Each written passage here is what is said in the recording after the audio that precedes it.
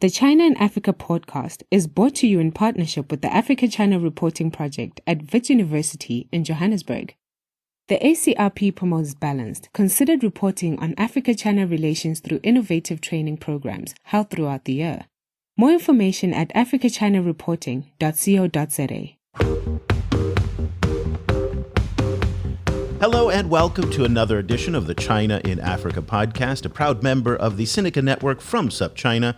I'm Eric Olander, and as always, I'm joined by Cobus van Staden, the senior China-Africa researcher at the South African Institute of International Affairs in Johannesburg, South Africa.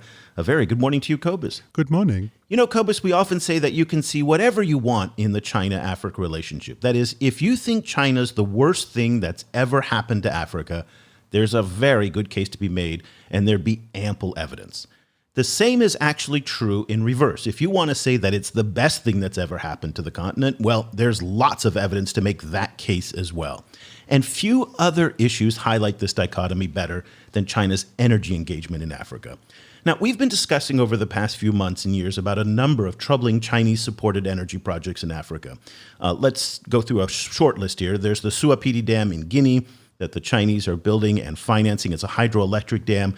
We talked to Human Rights Watch about the displacement of thousands of people. There's the $3 billion Sengwa coal power station in Zimbabwe. Of course, building lots of coal now at the time of climate change is very disconcerting. And also the major upgrade of the Hwange coal power station, a $600 million upgrade, also in Zimbabwe, that's now about 60% done, yet adding more coal capacity into a country that is already struggling with climate change. And there's a very long list of other carbon-based and environmentally destructive hydroelectric dams that are undeniably troubling. But if you're only looking at that part of the story, well, you're missing the other side of the story. Now, consider this. Africa is a continent where more than half of the population, around 635 million people, still lack access to electricity. And for those who do have access, it's often very bad. Cobus, you know this firsthand just from the past few weeks about the load shedding in South Africa with Eskom. And amazingly, overall electricity consumption among Africans has actually gone down over the past 10 years, not up as it has pretty much everywhere else. So think about that in the context of China's contribution to African energy access. Between 2010 and 2015, according to the International Energy Agency, 30% of all new electricity capacity was done by Chinese contractors who also added 28,000 kilometers of transmission lines. Also, if you're somebody who thinks that China only invests in dirty energy projects that use coal and oil in Africa, well, that too isn't entirely accurate. Last December, Kenyan President Uhuru Kenyatta opened a new Chinese-built 50-megawatt solar power station in northeast Kenya. And earlier this year, the Zambian power company Zesco signed a $500 million deal with the Chinese state-owned company Power China to build 3 200-megawatt solar power plants. So, Cobus, this is a very, very confusing picture and an issue that is widely misunderstood because it's really hard to track the money and track the projects and see what's going on in this space. Yeah, this is a complicated issue. And it gets more complicated because very few issues are as politically sensitive in Africa as electricity. Like almost everyone in Africa is unhappy about their electricity supply. And so there's a lot of popular pressure on governments, even in repressive countries like Zimbabwe, to improve the electricity situation. And we're certainly seeing it in South Africa. The state, Eskom, the state-owned electricity provider, which has had rolling blackouts for years and years, is probably the least popular company in South Africa. And so, so there's in theory, there's a kind of a ripe opportunity for Chinese companies to kind of step into the space, but stepping into the space is also very complicated. It's very complicated. As you said, there are political, social, environmental, economic, there's debt issues involved. So that's why when a new paper published by the Journal of Energy Research and Social Science came across our radar, China's role in Africa's energy transition, a critical review of its intensity, institutions, and impact, written by Dr. Wei Shen, a research fellow at the Institute of Development Studies in Brighton, England. We were eager to get Wei to come on the show and talk to us. And for the first time on the program, we're very, very happy to have Dr. Wei on the program. Thank you so much for joining us. Thank you, Cobus, Eric. It's good to be here. I really enjoyed your paper, and it was one of the first papers that I've seen that really looked at the broad scope of China's energy engagement in Africa, and you addressed a lot of the complexity in the paper. Unfortunately, the paper is behind one of those annoying academic paywalls, so it's very difficult for others to see. So we're going to try and highlight some of the themes that you addressed in the paper. Let's take our first part of our discussion now and just help set up the picture for us about the energy landscape in Africa and the role that the Chinese are playing. Give us an overview of where we are today. Who are the players? What are the industries that they're in terms of solar versus hydro versus coal? And just give us a broad overview as you found it in your research. Regarding the complexity of the actors in promoting Chinese overseas energy activities, there are a lot of previous studies already on who are most active players and what they do and in which areas. So my starting point is a kind of a questions about why where other researchers are focusing on what have been done. I'm asking the question of what haven't been done well. So starting with the question like, why renewable energies, which is being developed so well in the past decade when China is kind of the championship of the global renewable energy transition, are not doing much, particularly in terms of non-hydro wind and solar projects in Africa. And what are the existing institutional ideological barriers that we can find to explain such kind of imbalances between many conventional energy projects, as you already mentioned just now, and kind of a lack of involvement in renewable energy activities, and also how the complexity of these actors can use as a kind of an explanation of such kind of insufficiency in renewables. So my key actually findings based on the review of the existing literature and also a couple of interviews with the key actors inside China is that there are a lack of incentives, both political incentives and economic incentives for the Chinese companies to particularly explore renewable energy opportunities in the African continent. And the other is that the existing complex, kind of industrial finance complex are actually kind of implicitly deter many applications of renewables from within China. So if we look at the people who are already involved in sustainable electricity provision in Africa, are they the same companies that are also involved in providing coal, or are we talking about a separate group of companies who was focusing on renewables particularly? Oh, that's a good question. And before answering that, I think we need to first differentiate in different sections of the supply chains in the renewables. And if you look at the top 10 solar panel and the wind turbine manufacturers, top 10, the world's top 10 companies, among which I think there are 5 Chinese companies in terms of wind industry, but in solar panel industries, 7 or 8 of them are actually based in China. So that means that in terms of technology supplies, China is really dominant in the areas. But if you look at these companies, none of them are actually actively involved in African wind and solar markets. For example, Goldwind have 1 or 2 projects in Ethiopia and in South Africa, and that's it. And you don't see Mingyang, you don't see Vision, and you don't see United Power very much in terms of wind. And solar is the same thing. And so these are not traditionally the so-called big SOEs that we've been seeing doing a lot of hydro and coal-fired power stations in the past decades. So these are 2 actually actor groups. But the recent trend is that you see a kind of emerging kind of a consortium building up between, for example, China Three Gorges and these renewable companies, and also between, for example, Jinko and Power China. So that's a kind of a new strategy going on. And how that kind of a new strategy will play out, make a difference, is still too early to see. I'm still confused about the breakdown in terms of where the Chinese are investing or engaging, because not always it's investment. Sometimes they're doing the contracting. They have lots of different roles in their engagement in the African energy sector. I mentioned, for example, the 50 megawatt solar power plant in northeastern Kenya, also the partnership between Power China and ZESCO in Zambia for 3 200 megawatt plants. So there's a lot going on in the solar space. How does that compare to what they're doing in coal, renewable, in hydro and other renewables? I think for decades, the Chinese model, no matter what they do, I mean, they engage in different kind of infrastructure projects, railways and roads and energy projects as well.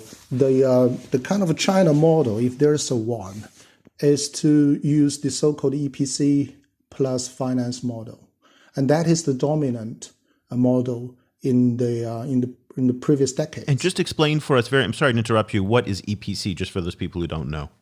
Yeah, EPC is equipment procurement and contractor model, which means that the project developers are actually either from the third country or from the recipient countries that who actually recruit a contractor to finish all the construction works and to make the projects more or less like a turnkey.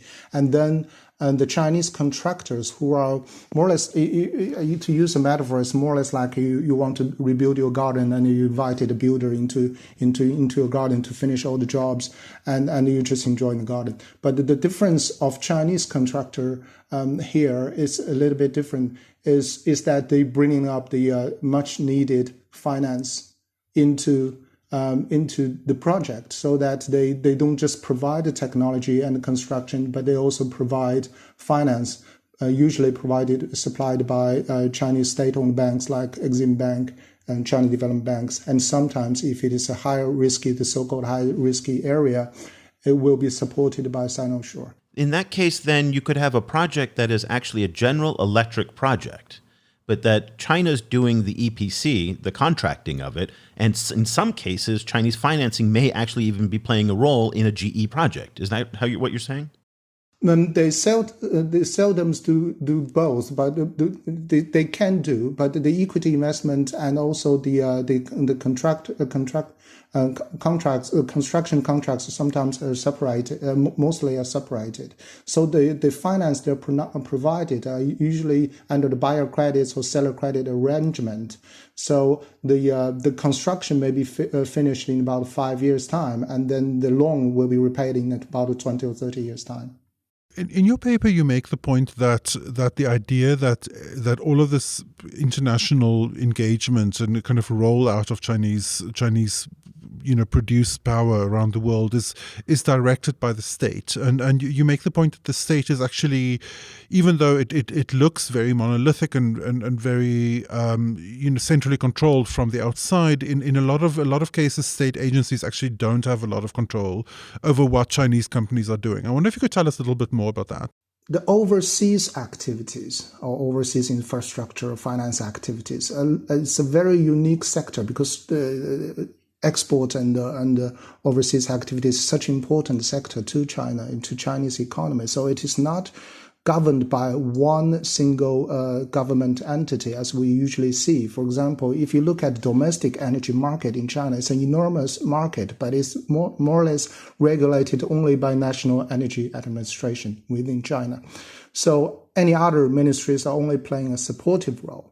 But for overseas activities, it is actually governed by a number of key ministries, ranging from Ministry of Finance, Ministry of Foreign Affairs, and Ministry of Commerce, and also National Development and Reform Commissions. So we see a kind of high degree of fragmentation of decision makings among these ministries, trying to sometimes compete with each other if they think the decision making is good for them. But sometimes they just shove around responsibilities if they think that the decision making is a kind of a hot potato they don't want to do. So there's a lot of fragmentation and also vacuum in the decision making. So the current arrangement is that for projects that are beyond certain threshold, for example, 500 million or 200 million, I don't know the specific figure, but beyond certain threshold or in some high-risk countries will be shoved above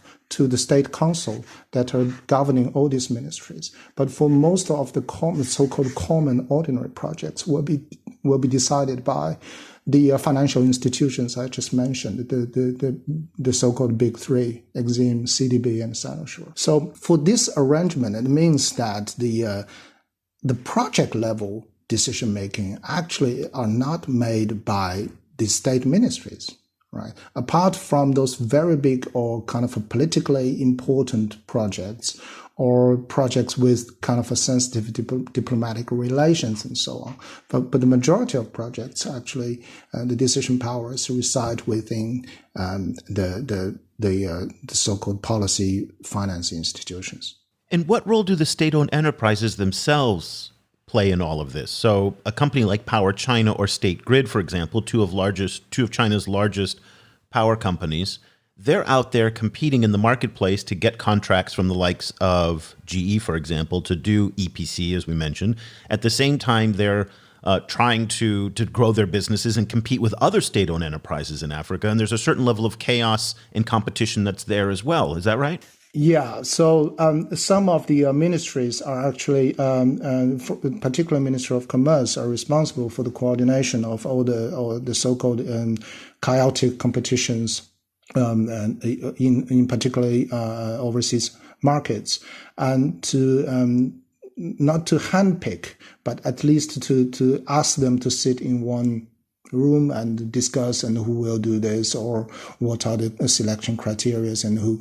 So there will be internal kind of coordination mechanisms that may not be often seen by outsiders. In your paper, you point out that both the wind industry and the solar industry has faced significant challenges in China as well over the last while, including loss of subsidies, anti-dumping legislation in key foreign markets and so on. How healthy is the renewable industry in China at the moment? Well, depending on how you define healthy, but in the current growth rate of wind and solar capacities is still about 20-30 gigawatts each year. So it's still kind of I can still define it as a booming industries. But in some areas, there are kind of curtailment issues, and sometimes some of the wind farms and the solar parks cannot be connected to the grid and transmitted to the eastern part of China and so on. The difficulties of Chinese renewable market at the moment is that how to accommodate more distributive systems that are believed to be more kind of suitable for many local communities rather than the kind of on-grid power stations that are in kind of located in a kind of a remote areas in western and northern part of China, which are very far away from actually the energy consumption hub in the eastern part of China. Back in Africa, you mentioned that there are 3 different ways that people interpret Chinese energy engagement in Africa. Let me just summarize them very quickly, and I'd love to get your take and a little explanation on them. You said at the macro level, which is internationally, the issues of Chinese energy engagement in Africa are oftentimes framed in a geopolitical context. And you wrote that China's as a rising power in shaping the status quo of global energy security, governance structures and rules and power relations. That is how people in the US, Europe, and Japan, for example, will look at Chinese energy engagement. Then at the national level, you said that debt sustainability issues are the primary concern. And it's interesting on debt sustainability issues because right now, we actually have a case study for that going on in Laos here in Southeast Asia, where China and the power company have agreed to a debt for equity swap. So in this case, the Lao power company is unable to repay its debts, and China is now taking some ownership of it. And Cobus, that is the debt trap fear right there. And so that's playing out here in Southeast Asia, and that's going to be an issue that we're going to look at over the next couple of weeks to see if there's some applications of that theory in Africa. And finally, Wei, at the local level, you wrote that people focus more on the impact of these engagements in terms of the environment and community. Labor, again, environmental degradation, pollution, displacement of people. That's what's happening at the local level. Could you walk us through those 3 levels that you outlined in your paper and talk to us about how different actors kind of look at Chinese energy engagement in Africa? At the geopolitical level, the criticism of Chinese engagement. It started decades ago when there's a kind of a debate of whether China is a kind of a resource grab of key African natural resources, including oil and gas and other minerals and so on. But my argument is that focus, again, is to try to look at Chinese state or look at Chinese state strategy as a pure top-down, decided by top leaders and implemented by CCPs, which are not exactly the case when most of these activities are actually driven by commercial interests of these SOEs. Obviously, it sounds a little bit weird to talk about the commercial interests of SOEs, but it is basically, according to our research, that's basically the motivation of SOEs to explore overseas market, including African market, rather than just obeying or kind of listening to what CCP or what Chinese government told them to do. So many of these practices they are doing are not based on the political calculation or political interest that we assume. Even if you look at the BRI, if you ask even a couple of years ago, if you ask the Chinese bankers and what actually the BRI actually make an impact on your operations, their answer is very limited, because that's what been doing for decades. There's not much changed apart from this kind of new name of what their kind of old business been doing. So some of this criticism of Chinese challenging the state quo, and it's just to ignore the facts. It's just like Chinese energy activities has been there. The first Chinese hydropower stations was been built in, I think, in Cameroon in 1960s. So it is just a natural trend of another technological power that have the sufficiency capability or financial technological capability to export and to expand business, to expand business into territories that it previously didn't do much. So that's my argument. At the national level, again, and I would like to skip the national level, but I'll focus on the local level, because that's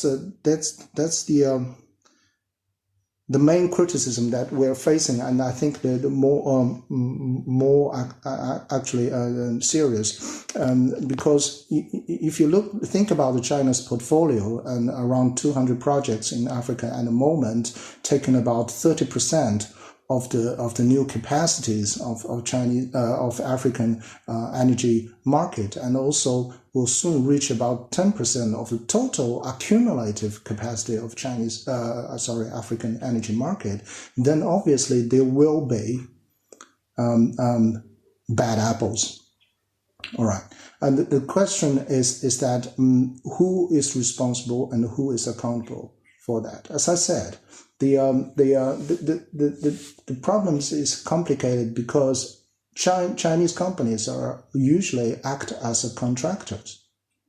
They don't think they have the responsibility overall, generally speaking, to distribute the benefits of the projects they're delivering. And they are not. They also believe that they don't responsible for the negative benefits that might occur during the project implementations if it is not specifically written in the contracts they are doing. So that's been the ideology for them for many years. So they just came into the site to do the job and leave the site, and that's it. But increasingly, it is increasingly clear that you can't just let local governments do all these jobs for the land acquisition, for the displacement of people, and also to evaluate environmental impacts and so on. But the transition to a more kind of a social and environmentally responsible contractor takes years. And I think they started to pick up the language of so-called community risks nowadays, but how to integrate them into the daily practices and try to facilitating institutional changes. For example, to recruit more people, more capable people, to safeguard, to at least assist with local governments to address these issues. Is still only taking shape. I think there are a lot of discussions at the moment, but few changes actually happened. But they are at least realized this is a kind of a risk. Why it is a great risk? I don't think they're intentionally doing bad things, but it is a great risk for them because Chinese projects usually compete in Africa on the low cost. Right, that's part of the reasons they can secure these transactions, but which means that they are less flexible in facing the loss of the delay. So they are very sensitive, particularly if you talk with on-site managers. They are highly sensitive about project delay. So once there's a delay, everyone is panic, to be frankly, and they will. The natural instinct of the project managers to try to find the quickest fix of all the problems they face, local protest or whatever, and then the seeking of a quickest fix leads to more problems. So all these kind of existing practices need to be changed gradually, and I don't think there will be a quick fix of this problem. But there are new guidelines, for example, in Sinosure and Exim Bank to be being introduced in the past few years to encourage or at least open up the doors for foreign companies to do the environmental and social impact assessment for them, and so on. But in the end, it's about implementation rather than at the beginning, the project development stage. So how to make sure that the responsibility between Chinese partners and the local governments can be clearly defined, but reasonably and robustly implemented. That's the key issue. I think everybody should be interested in doing that. It's so interesting to hear. In a related question, and this is maybe a difficult question to answer, but so we've seen that some of the Chinese companies that have been the most successful in Africa have been ones that take African realities, and particularly kind of the way that Africa, frequently like older kinds of infrastructure are missing in Africa. So the companies that have been very successful in countries like Transient, for example, that saw that, even though no one else in the world is working on 2G networks, in some cases in Africa you still need to produce phones that can actually handle 2G networks. So and then they made a lot of money out of that kind of flexibility. One of the problems in Africa is that national grids are so weak. That kind of infrastructure is old and that there wasn't enough of it to begin with. Are we seeing Chinese companies working in Africa starting to find innovative solutions to this problem, that kind of either focusing on microgrids or kind of other ways of linking into the national grid that can actually work with the lack of a grid that exists in some African countries? Sorry, that's a difficult question, I know. No, thank you. That's a very good question. It's like the existing model we've been talking about, the so-called EPC plus financing model.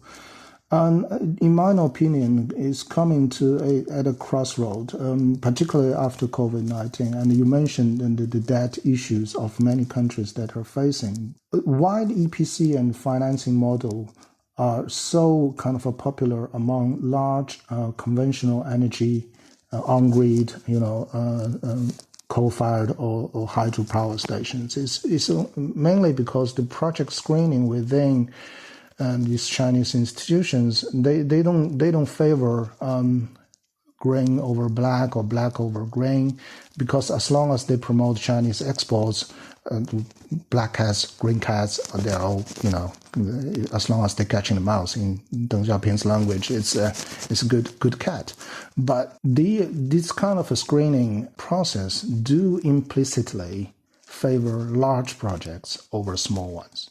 Thinking about it, if you think that the sovereign guarantee is a better risk mitigation tool, that the larger projects with strong endorsement from both countries are more likely to get sovereign guarantee, which is less popular, but more and more precious, actually. And that's one reason. And the other reason is that for big projects that are being strongly endorsed by political leaders from above, if they went wrong, it is less likely for the loan officers or insurance underwriters to be responsible for the so-called mistakes they made, right? So all these kind of a rule and kind of a norms and tend to favor large projects over small ones, and that's why in the previous decades you see.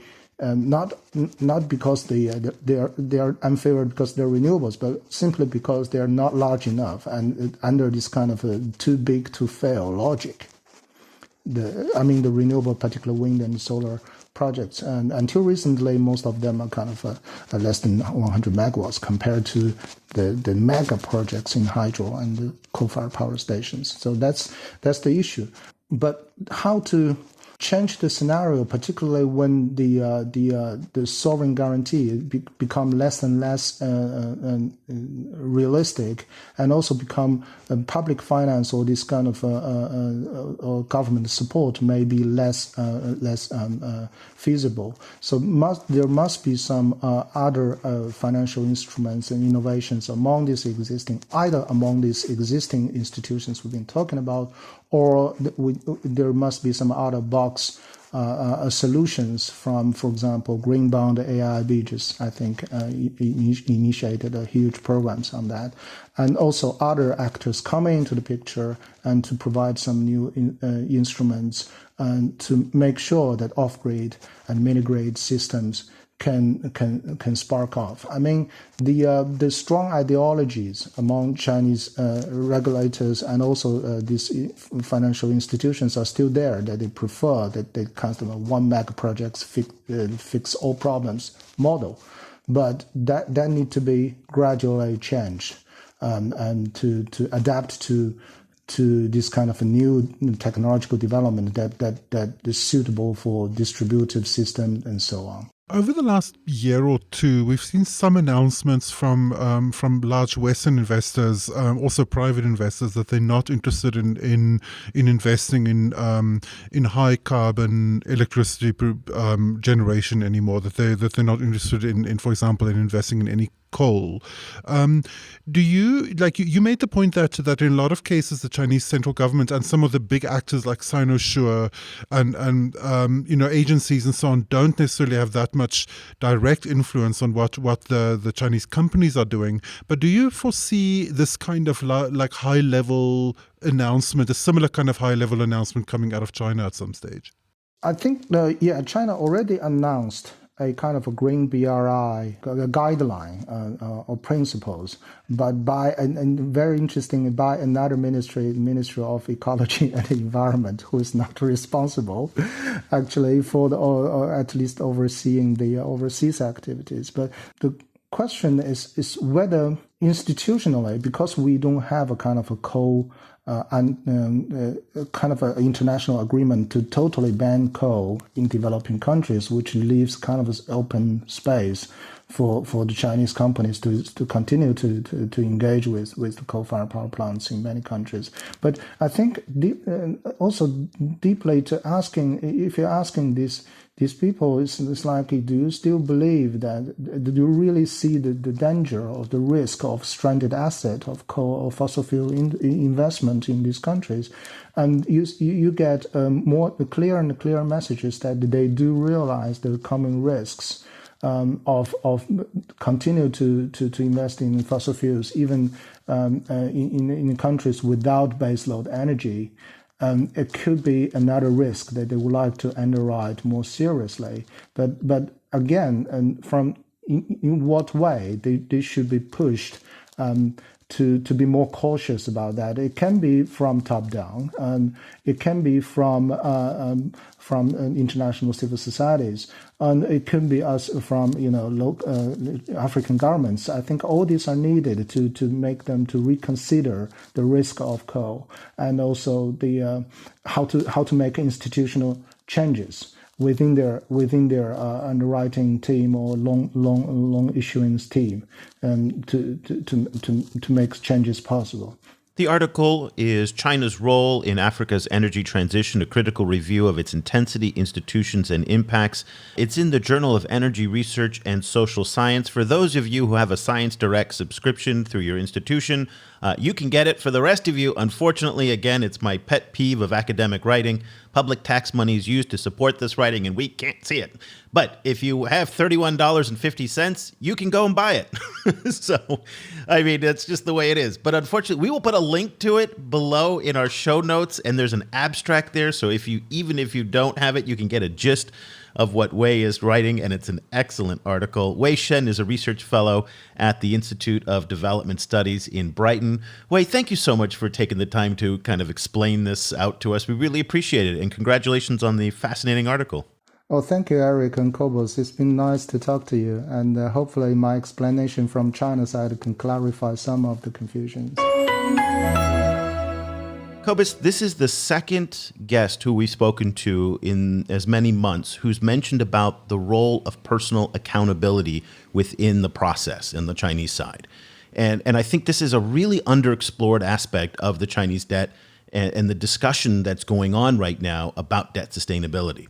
So this idea that individuals are accountable if it's a smaller project, but if it's a political project that Xi Jinping or the Politburo wants, well, then individuals lose accountability in that sense, and it might be easier to move projects through. And that got me thinking that if African stakeholders understood the dynamics of this, there's an opportunity for them to be able to leverage that, is to convert something from an economic priority into a political priority. And what do I mean by that? So the idea here is that there's a vote at the UN, there's an issue coming up with the US, there's a Huawei decision coming up, and African leader XYZ says, I'd like to support you, but I really need a power station. And I'm wondering if that would actually work, is to convert something from economic to political, because as we've talked about in many instances, Africa's overall economic importance to China is declining steadily, in part because of the Belt and Road, and China can source a lot more of what it used to source from Africa elsewhere. So its political importance is going up, but this might be an interesting opportunity for African stakeholders to leverage their agency in all of this if they can determine what they want and how to use that in the discussions with China. Yes, I agree. And the last point I think is really the key. It depends on African leaders working together, cross-border, to set regional, energy priorities, to have a kind of a roadmap of the kind of energy, mix that they want from China. So this is the issue. As African countries have to know what they want, which specific kind of electricity provision they want, and who they want to provide it. And then once they know that, then they can kind of work these kind of political connections to try and get it. But I think this is a big problem in African development, is that the countries tend to be in it for themselves, and they don't tend to think of it as collectively as they should. But also that frequently leaders are not capacitated to the extent that they really have very strong opinions about kind of what kind of energy supply is best. With it there comes a kind of a set way of thinking that it's really important to use one's resources, particularly one's mineral resources, for oneself. So obviously that's a 20th century thought that, that if a country has coal, for example, then it shouldn't just export it raw, it should use it for its own economic growth, which sure. But at the same time, the third option, that maybe you should just leave that coal in the ground, is frequently not as strongly developed. Yeah, I mean, that looks better on paper than in reality, in part because of the logistics of coordinating cross-border. We still have not seen a lot of good examples of that happening. In one ways, though, the Inga 3 dam, which we didn't get a chance to talk to him about, this is this massive dam that's being proposed. It's moving forward. It's hard to tell where it is, but it's got a consortium of builders there, and it very much is a Southern Africa initiative. It's hard to tell if this will actually come to life only because it's so big, so ambitious, so expensive, and in this post-COVID-19 era, I'm not sure that the money's necessarily going to be there to support it. But if that does come through, that would, I think, in some ways speak to this idea of what you talked about in terms of cross-border harmonization of some of these energy initiatives. That being said, one of the other big takeaways that I gleaned from our conversation was the idea of small is beautiful, and that China itself leveraged small power in order to build its energy infrastructure.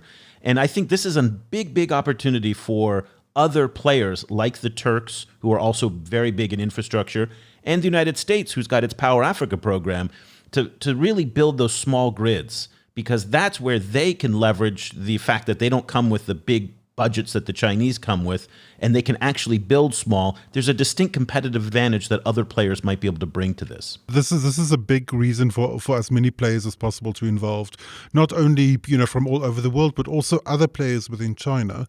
Because one of the things we've seen is that China has been incredibly successful in rolling out like little electric micro vehicles, for example, little three-wheeled micro trucks, and so on that you essentially plug into the wall, and it charges overnight.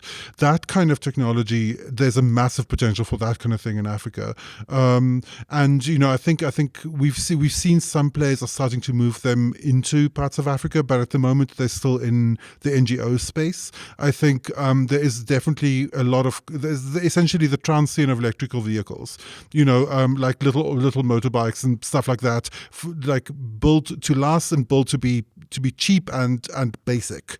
I think that's a really unexplored niche in Africa that someone could make a lot of money in. The most important takeaway from our discussion with Wei Shen to me was the fact that you really can't say the word the Chinese. And when people say the Chinese are doing X in Africa, you always have to do a little bit of an eye roll and just take a big sigh, because, again, I think the Chinese are getting credit and blame for everything that company X is doing when they don't necessarily understand what's going on behind the scenes.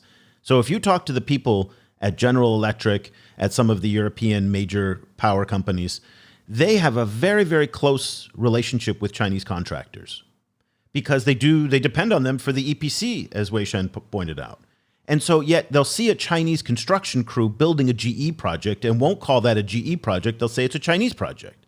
And then behind the scenes, as we heard in Beijing, there are competing ministries, competing state-owned enterprises. There's political considerations, economic considerations. This is a very complex matrix. So resist the urge to say the Chinese, just as we use Africa for shorthand, and that's kind of stupid, I know.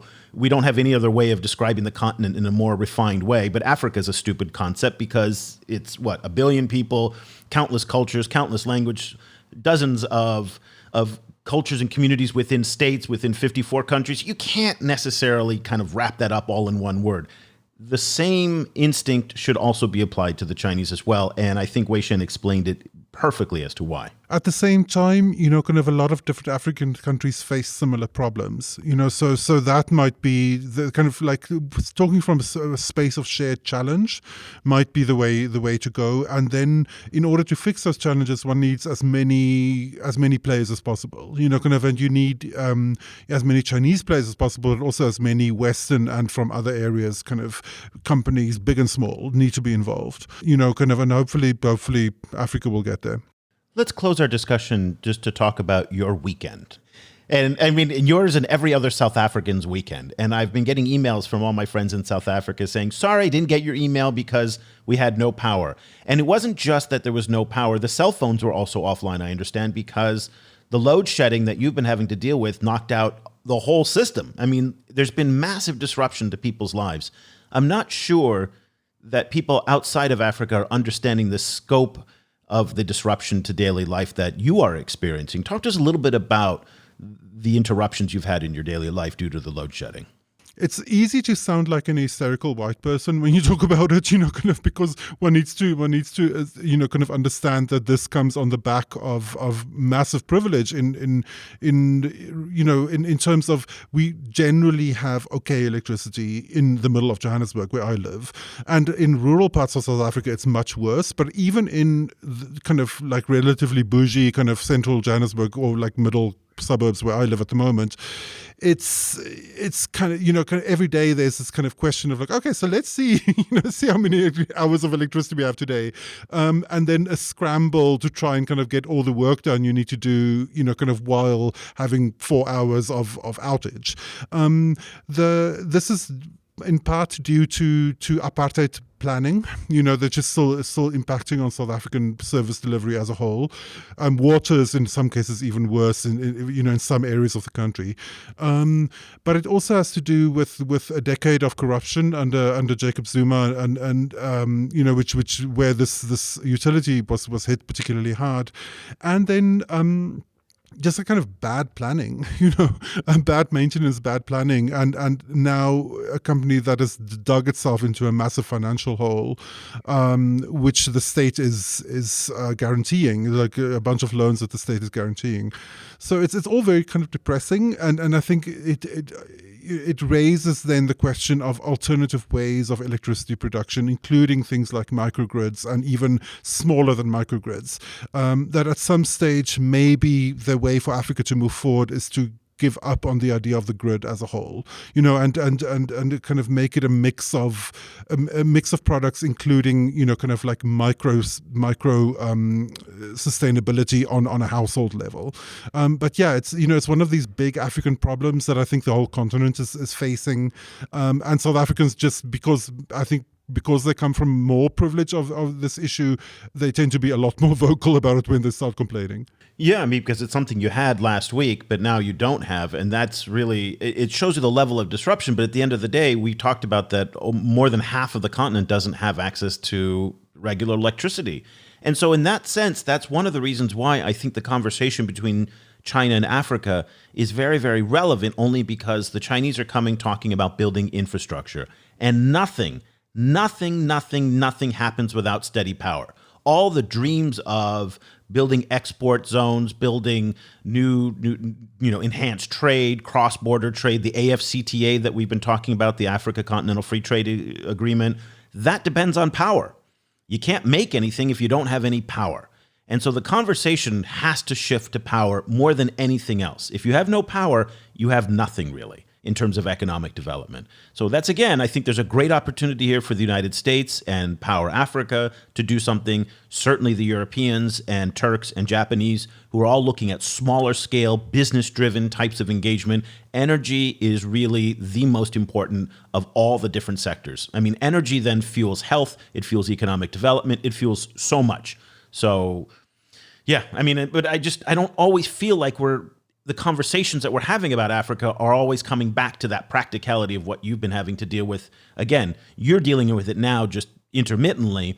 Other people on the continent, it's a way of life because that's all they know and that's all they have because the infrastructure simply isn't there. Yeah, no, this definitely is an issue, and this really is where the heart of African development lies. Without electricity, nothing else moves forward, and I think for that reason, it's really important for us to start thinking very creatively about what electricity provision might look like in the future. Because the thing is that the kind of grid that we have at the moment isn't working for anyone. It's not even working for the rich world. Like if you look at a place like California, there's rolling blackouts there and frequently in relation to the danger of fires. So we're all going to have to rethink how we get electricity, and we're all going to need more electricity in the future. And so like it's something that the world essentially needs a kind of a big Manhattan project to have sustainable and ecological electricity provision for the entire globe. Well, these are the types of discussions that we're having every single day in our email newsletter that goes out to our premium subscribers, to diplomats, business leaders, tech sector people, folks in Washington, Beijing, all over. We're so excited about the growth of our newsletter, and we would love for you to be a part of this audience and who's getting this deep dive discussion on China-Africa issues. It's really, there's nothing else quite like it out there, something Cobus and I are very, very proud of. We made it very easy and affordable for people to sign up. Try it out. $3 for 3 months. So you get 3 months. We'll just give it to you, see if you like it. And if every day you get it and you find that you're using it and you're reading it and it's helping you shape your views, not just on what's going on in Africa, but Chinese foreign policy more broadly. Also, we're doing a lot more emphasis on China in the Persian Gulf and the Middle East. So it's useful there as well, giving you news and analysis, insight, all of it every single day. And so we would love for you to be part of our community of readers. Once again, China Africa Project/subscribe. So that'll do it for this edition of the China in Africa podcast. For Cobus Van Staden in Johannesburg, I'm Eric Olander. We'll be back again next week with another show. Until then, thank you so much for listening. The discussion continues online. Head over to facebook.com/China Africa Project to share your thoughts on today's show. The guys are also on Twitter, where you can find Cobus at Stadinsky or Eric at E. Olander. And be sure to sign up for the weekly China in Africa email newsletter by going to www.chinaafricaproject.com.